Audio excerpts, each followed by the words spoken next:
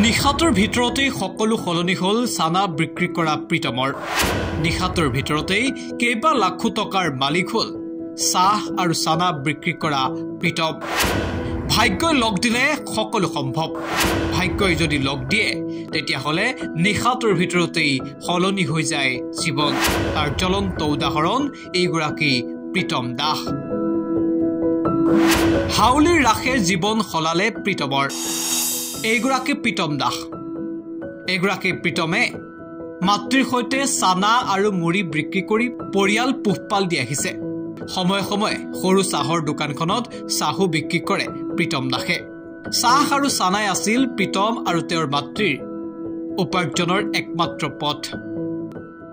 কিন্তু এতিয়া প্ৰীতমৰ সেই দুখৰ দিন উকলিল নিশাতৰ ভিতৰতে প্ৰীতমৰ জীৱন সলনি হৈ গ'ল ভাগ্যই এতিয়া লগ দিলে প্ৰীতমক হাউলিৰ ৰাখত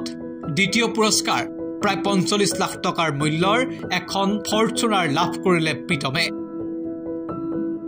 হাউলিৰ ৰাখ আহিলে প্ৰীতমে লয় লটাৰীৰ টিকট এইবাৰো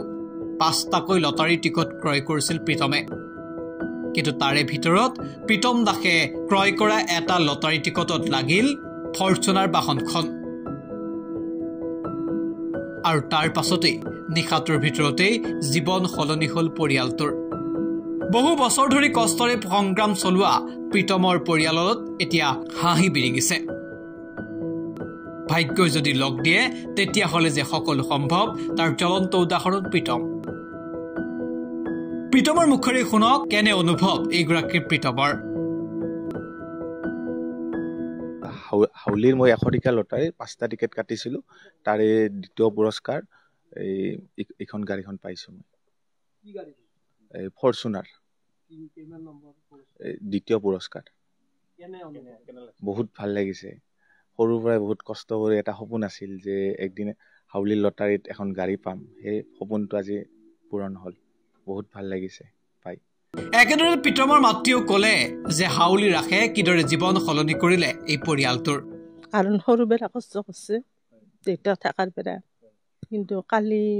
এটা মোৰ ভাল খবৰ পাই মোৰ বিৰাট আনন্দ লাগিছে মোৰ দেউতাকক লাগি মনত পৰিছে আজি